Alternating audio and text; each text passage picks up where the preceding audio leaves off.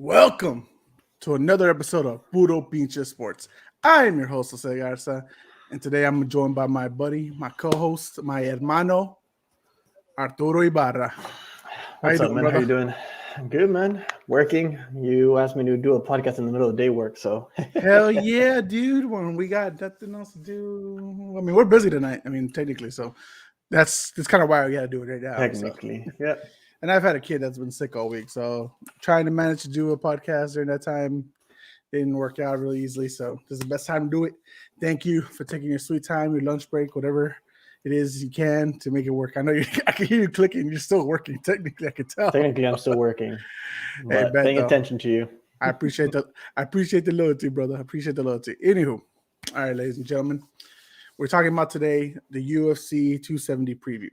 Essentially, we're going to be talking about Francis Ngannou versus Ciryl Gane for the heavyweight undisputed title. We're also going to be talking about Brandon Moreno defending his flyweight title versus Deiveson Figueiredo in their third matchup, the trilogy matchup.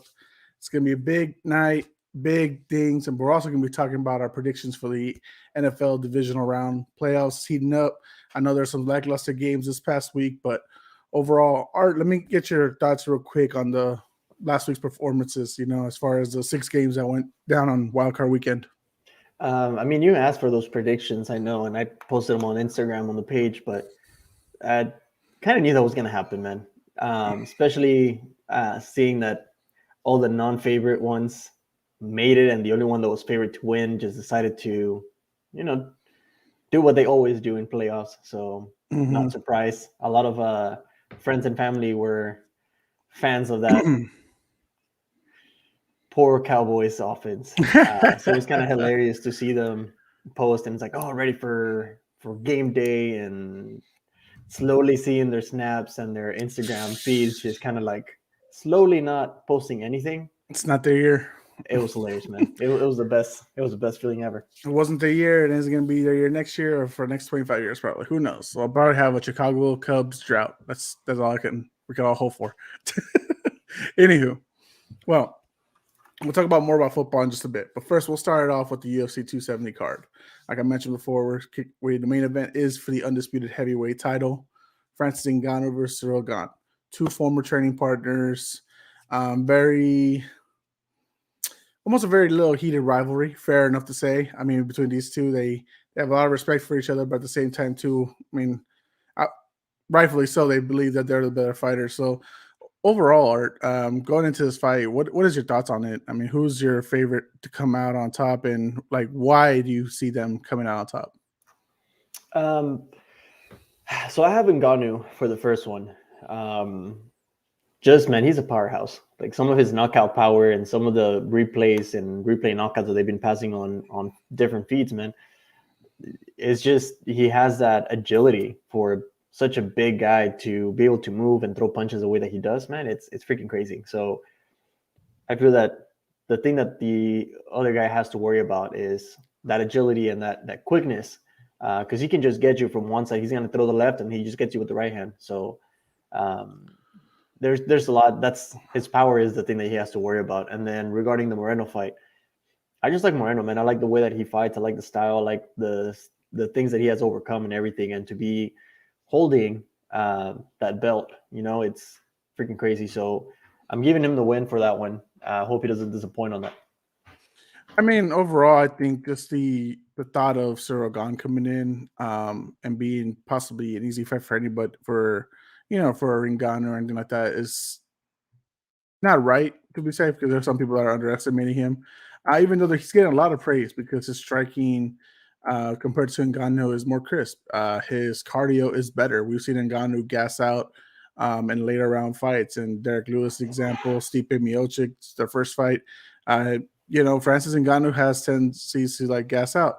Now he's been better as far as keeping cautious, with his stamina and everything. As far as the rematch with Stipe, he's finished quick fights with his 5-fight winning streak with the other 4.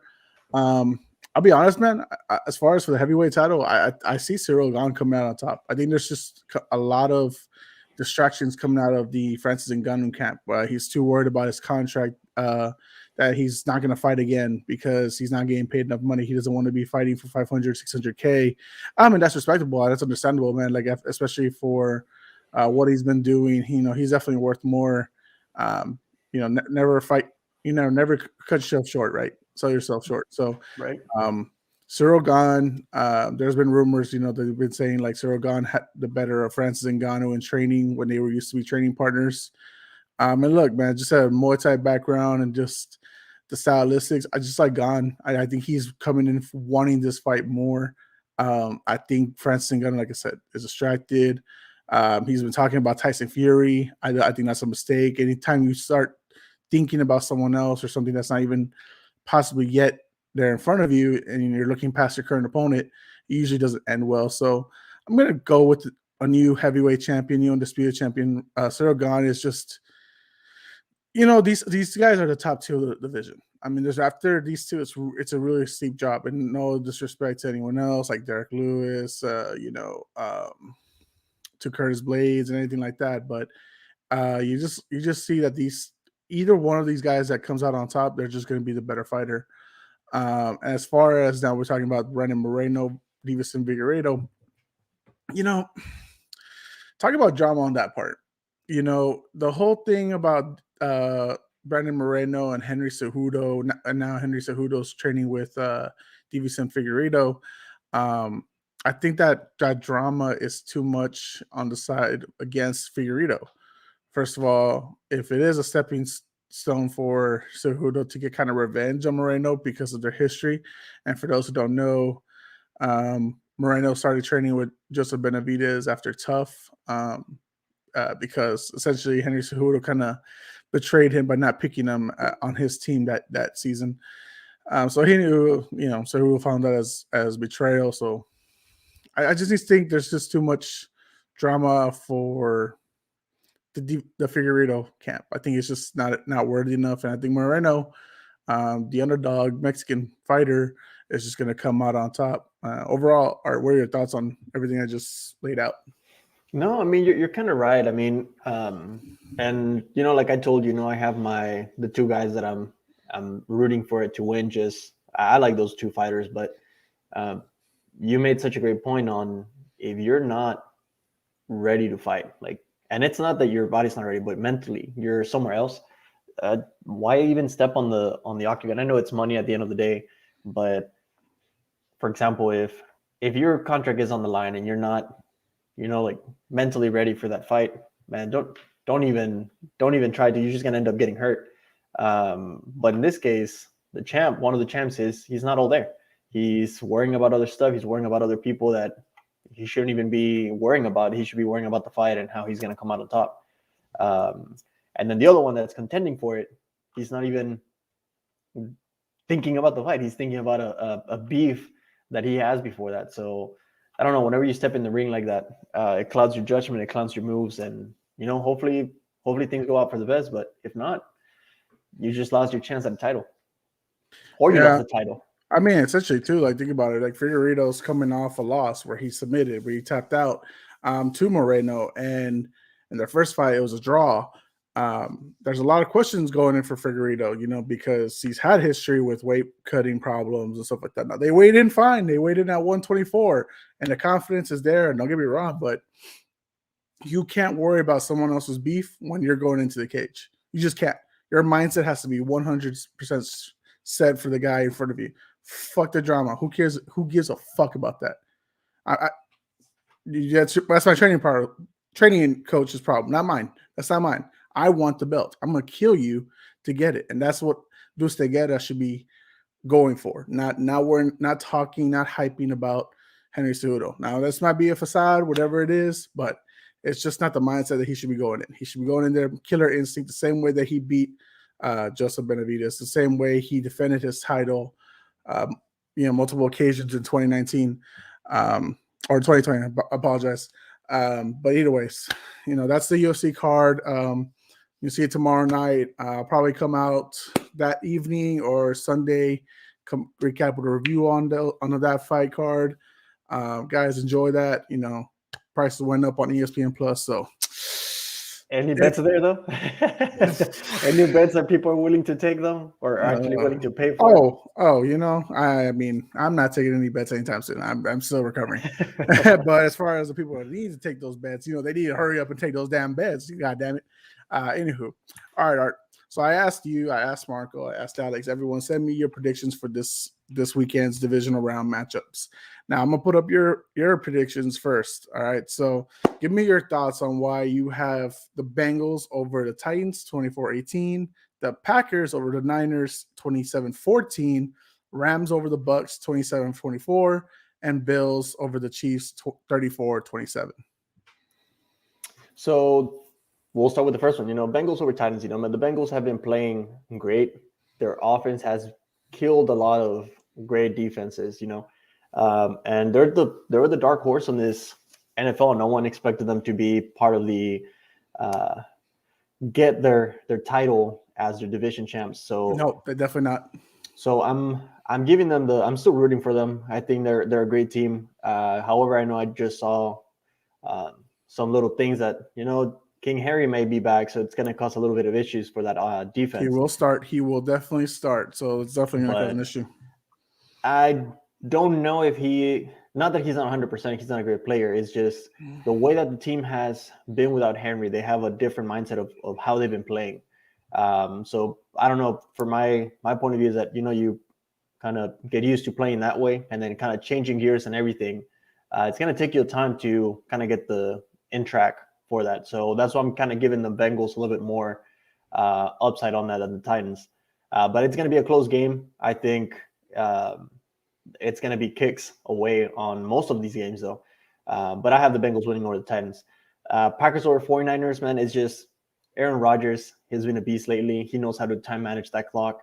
The 49ers have a tendency to just want to keep running that clock, run it.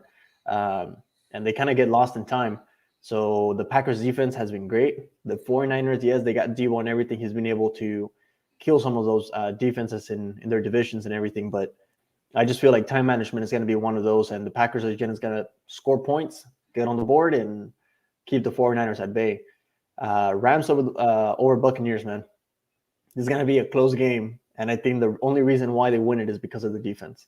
The Bucs are hurting with injuries, and the Rams are really, really great, man, at nitpicking some of those injuries and some of those offenses. To me, it just seems that defensive line, man, it's getting on a roll, man. It's you seeing their new acquire Von Miller, man. He's getting some sacks, man. Some of those sacks that he got last game against the Cardinals, man. They kept the Cardinals at bay, and I'm just surprised. I'm gonna be surprised to see what Brady does. I mean, yet again, he's the GOAT, and most of the times that Brady plays Stafford, Brady usually makes it. So maybe this is a little turnaround now that he's with the Rams and the defense can pull them up. And this is going to be controversial between some of us. But the Bills Chiefs, man, I think the Bills come back and Stephon Diggs proves and he comes back and has a better picture than what he did last year. So they have a vendetta against the Chiefs after being kicked out. So I feel that it's going to be a close game, but the Bills are just going to run the clock and throw that ball, man. Yeah, let's go ahead with Alex's comment right now. He's hopping on the chat saying, have to give respect to Tennessee, still finishing first without a lot of weapons most of the year. He's absolutely right. I mean, just think about everything that they've suffered. And don't get me wrong, there's a lot of teams that have suffered. But to come out of the AFC, not just winning your division, but in the first place spot, going 12-5, fighting adversity the way they did, and just taking that role of just being, the tough, gritty team. They're fighting for their coach. They're fighting for Coach Vrabel. That's genuinely why they have gone up as high as they have. Alex is making a point, and Alex, we'll go ahead and we'll talk about your predictions right now too. So he's got the Titans defeating the Bengals 24-17. He's got the Niners upsetting the Packers in Green Bay 27-24. He also has Rams defeating the Bucks 31-28 and the Bills beating the Chiefs 38-28. you know, with his predictions, it's definitely respecting the game of the Titans, but at the same time too, you're respecting the defense, not just the offense, the defense. They've had some losses here and there, but the Titans, for the challenges they've had, they will hold it together with their defense against the Bengals. I think that's why I think that how Alex sees it. Personally, I had the Bengals coming out on top. Um, or did I put Titans? I might have put Titans on my predictions. Actually, you know what? I think the King Henry thing kind of changed my prediction, and I think that's what made it tough on me. That's the reason why I stuck with it. Because it did sway it a lot, but I was like, I think the Bengals are going to come on top either way. Yeah. So, and just for the listeners out there, let me give you the score listings that Alex has. Titans Bengals 24-17, Niners Packers 27-24, Rams Bucks 31-28, Bills over Chiefs 38-28. See, that one a little more surprises me because we're saying that, and Alex's view, and Alex, hop on the chat and let us know what you're thinking here is that you're really thinking that defense is either going to fall behind real quick, and they're going to fall behind big, like about 17-0 or 20-0, something like that, and then they just can't catch up. Because we know that with the Bills, their biggest issue is if they're not blowing you out, they're not going to beat you this big. If it's tight throughout most of the game, for example, the Bills versus Titans, the Bills fall short every time, unfortunately. And this season, they've fallen, I believe it was 6 times in single-digit losses. So they need to go big, strong early for them to realistically get a score like that. That's 38-28. Art, what are your thoughts on that? No, I mean the problem that I've seen a lot with the Chiefs, and I saw that with on the last game, they were getting beat. That's the problem. It's once Mahomes gets on a roll, it's like the entire other team just goes on a frenzy. They don't know what to do. They fold. Mm-hmm. But knowing that the Bills have a vendetta against them after being kicked out last year, and we've seen it with any defense. If you maintain, and it's the same point that I keep saying, once you figure out Mahomes and you put that pressure on Mahomes and their offensive line, it's not that they fold, it's just they tend to not know what to do in those situations. And he just makes those crazy throws that, hey, whenever he makes that catch, it's great. But a lot of their offensive weapons, they don't know what to do and they try to get open. And it creates that wrong part for your offense to kind of scramble and then make your quarterback make those crazy throws, and then you're not ready to make the catch. Your quarterback's not ready to make that throw, so you just don't coincide. So that's the issue that I see with the offense right now. But with the defense is once the Chiefs they start getting beat by the defense, they also tend to kind of scramble. So that's what I saw in the last game. I know they came out on top against the Steelers, but we know the Steelers weren't that great on their defense. Yes, they got TJ Watt and everything, but or offense. The Chiefs weren't running the ball. That's the way that you beat the Steelers. And they weren't stopping the run. They just weren't trying. Like McKinnon just went off. Hill and Kelsey, they started getting off because they started kind of figuring out the defense. It's like, oh, hey, we're playing the Steelers. You know what? Let's do what people do against the Steelers. Right. And then Alex has a response right here to my question earlier. He says, it's going to be a heavyweight matchup between the two, trading blows. KC still has a lot of holes on defense, and the Bills will expose it.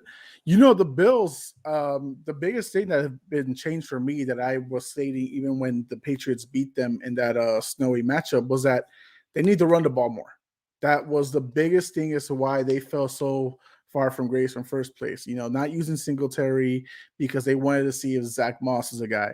And then Matt Breida came in and maybe he's the guy. No, Devin Singletary is a fantastic, he's good, not great running back. And that's all you need him to be. You don't need him to be the best because Josh Allen, Stephon Diggs are the best. That's what you need to utilize. And I feel like now that they're using Devin Singletary more, now they're using Josh Allen's legs, which is also another thing I thought they should have used against the Pats in that snowy matchup. Wind was a factor. And ever since that game, what have they done against the Pats? They've run the ball on them and they've kicked their motherfucking ass. And that hurts me a lot to say because I'm a Pats fan. But nonetheless, if somehow you can get past the Frank Clarks, the Melvin Ingrams, you get past all those guys with the run, then you're set. And we already know that secondary, as much as they have Tyrann Mathieu as a fantastic, safety, they still got Daniel Sorensen. Daniel Sorensen is out there, still a mess. Go ahead, Art. No, but if you think about it, who is the hothead of that team? And you said his name. Like, once that little honey badger man gets hot-headed, and trust me, Diggs is gonna pick at that because he knows, like, once he starts getting hot-head, man, they just start throwing flags. We saw that in the Super Bowl against the Bucs. It was flag after flag after flag, and hey, you're technical. Hey, you're out, man. We're gonna sit you down. But we see that same thing with the Titans, though, and that's why I'm afraid about the Titans Bengals. That the fact that if they do start running the ball and Henry just starts trashing through them, but it's the Titans going back to the original play. We know we can run the ball. We know we should run the ball. That's our game plan. The Bills, they stopped using that last season, and they, like you said, Zach Moss, he's a great player and everything, but he's fine. But Devin Singletary's a better one. Man, Singletary finds the holes, though. He knows where to find that holes, even though he's not the greatest and best. He's not a Aaron Jones. The problem or Cook, with the Zach Moss option was that they were trying to put him as RB1. He's fine, but he's a pass catching back. Yep. And you need to be gritty sometimes. Look at the Chargers. We love the Chargers. We love Justin Herbert. We respect Keenan Allen. We like a lot Austin Eckler. But Austin Eckler sometimes isn't that hard, gritty running back. He's the pass catching back. And that's kind of like a little things that, they rely on too much and he doesn't fold, that's why they have JC Jackson and all this stuff like that. All right, let's go with Marco's picks real quick before we move on to mine. And Marco, respectively, of course, he's going to go with his boys, the Chiefs, over the Bills. He has them 35-28. That's a respectable matchup. A lot of y'all, like, you guys have been picking these matchups like freaking hella, like, win by a touchdown, win by like 10 points, stuff like that. I don't know how the hell y'all got that much facade for even thinking like that. I don't even think that at all. Like, to have them, any of these teams win by a touchdown, preview wise, it's almost insane to me, especially with like even the sports betting odds. This is like minus 1.5. Like, it's like barely a field goal either way, and y'all are going insane. He also has the Buccaneers overthrowing the Rams 37-34, high scoring matchup. He has the Packers defeating the Niners in a close scoring matchup 28-24, and he has the Titans over the Bengals 27-24. I mean, I respect everything I see here because this is realistically all these home teams, they should win, right? And in a lot of ways, if it was like they're fully healthy, if it wasn't COVID times, if it wasn't the weirdest crazy things, all these home teams should rightfully probably win their matchups. This year it's just been chaos of upsets as fuck, especially on the AFC side. I just don't understand what the fuck is going on sometimes. But anywho, Art, give me your thoughts on Marco's list before we move on to mine. Yeah, so going back to the comment that you made, about the scores. So when I pick my scores, I make sure, like, for example, the Bengals Titans, I had the Bengals going 3 touchdowns and then 2 touchdowns and a kick. So I'm kind of some of my decisions were kicks, that they were going to do more than 1 kick, and usually that's 6 points, 3 points, whatever they go in, if they do 2 or 1 kick, right, and they make it. But I can see why Alex and Marco decided to go with the Titans, though, and yet again, I know they're giving the respect to the offense and the defense of the Titans, though. But man, the Bengals have disappointed a lot of teams, and they've made that opposite. So that's why I'm saying I'm not selling the Bengals short on this one, and I know none of them are either. But I'm giving credit where credit is due, especially where the Bengals are standing now and what they've done. That's kind of where I go. I can see the Rams and the Bucs go that way also. That's why I was a little bit off on that one. And I understand, he's a Chiefs fan, so he's giving the respect where it's due. Because rightfully it should be a 50-50 matchup. Honestly, the Chiefs and Bills should be a 50-50 matchup. There should not be an easy way to answer this one. Yeah. It's a coin flip because both these teams have had their struggles throughout the season, and then they've had their best moments throughout the time. They both blew out their opponents last week. But the reason I will say that the Bills one was more impressive was because the Patriots have a better defense than the Steelers. arguably they have a better offense than the Steelers too. And then all of that was exposed to just getting their ass whoops left and right. The Chiefs, we already had seen them blow out the Steelers week 16. There was no surprise right there. But we saw them in a tough matchup against the Bengals. And I think that's the one that's still a little bit, getting to me, that maybe this is why I'm thinking the Chiefs might not overcome. Alex has one more comment real quick. He says 49ers game could be 17-10 game. It's going to be below 0 degrees. Defense players dream. That's absolutely true, guys. It's a -9 is the prediction. And that's insane. That's cold for Green Bay, apparently. That's hella cold. And here's my rebuttal to why I don't agree that the Niners will win, is because West Coast teams don't do well in Green Bay. Now, there's been this like, oh, well, Aaron Rodgers and the Packers are 0-3 against the Niners. You're absolutely right. A lot of those games were also in San Francisco, over on the West Coast. Going into Green Bay and running the ball, and which is why I'm also thinking if the Rams defeat the Buccaneers and go over there to Green Bay, they ain't standing a chance either. So I'm going to go with disagreeing with you completely that it's going to be anywhere. You got to remember too, A.J. Dillon and Aaron Jones are still with the Packers. They can also run the ball, and Aaron Rodgers don't got to do shit with his COVID toe, okay? So for my predictions, guys, you can see on the screen for those listening, let me tell you right now, I have the Titans over the Bengals 24-23. Hella close matchup. I can't decide which one is it going to be. Are they going to double Jamar Chase? Are you going to be able to stop the three-headed horse of the running backs in Tennessee? It's going to be a tight-ass matchup. And look, we're not giving enough love for Foreman or Hillard, who hung in there for Henry while he was away for the last 10, 11 weeks. And with Henry, all three of them in there, I mean, good luck. Good fucking luck. And that's, the front four, the front five, whatever it's going to be for them to try to stop them. Good luck to you. But I have it low scoring or close scoring, 24-23. Packers over the Niners, 31-23. It's Aaron freaking Rodgers. I don't give a fuck what his status is, his vaccination. You can lie, you can whatever. It don't matter. He's still a bad man when he's on the field. And I mentioned his running backs. I didn't even have to mention Devontae Adams yet. He is going to have Randall Cobb back. He's going to have Alan Lazard and MBS. He can do whatever the fuck he wants.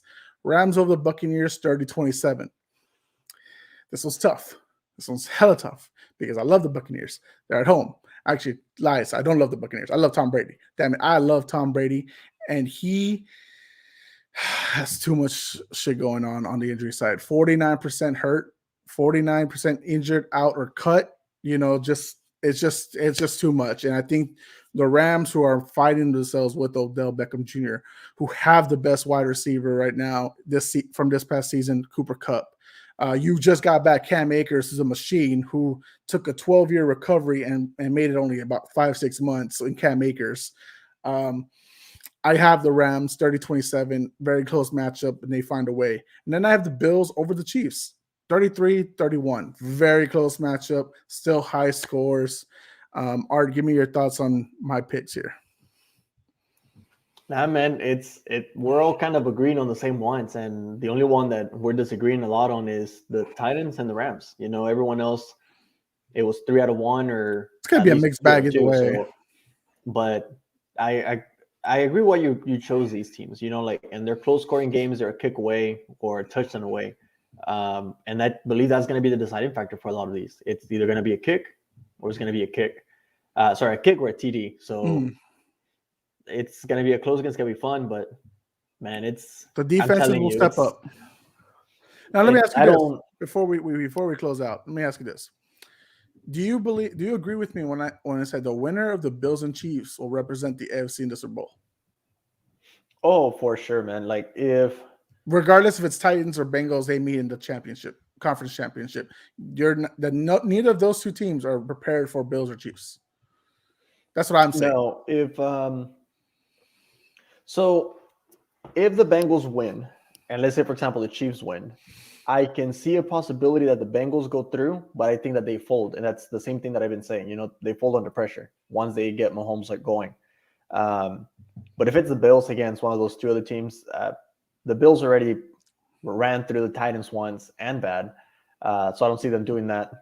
Well, no, I don't see the Titans doing that. Well, the Titans beat them. Remember, it was I think. Like, yeah, my bad. So the Titans like beat them and high scoring. So they, I mean, but that was with King Henry as well. Yeah, no, I feel that if either one of those teams win, I feel the Bills have a better chance of just going through than the Chiefs do, just because of that kind of fold under pressure from those teams.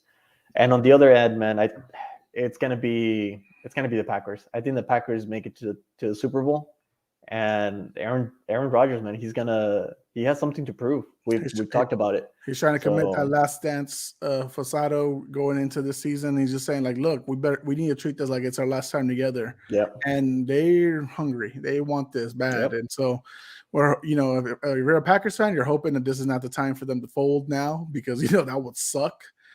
Cowboys fans are feeling that right now as we speak. I don't think. Wait. No, they're not them boys anymore. I'm sorry, they're not them boys anymore. I just got word of that. Yes. Okay. No, you suck. You're right. Fire McCarthy? No, keep him. Good for the team. Great for the division. Right. Exactly. Good.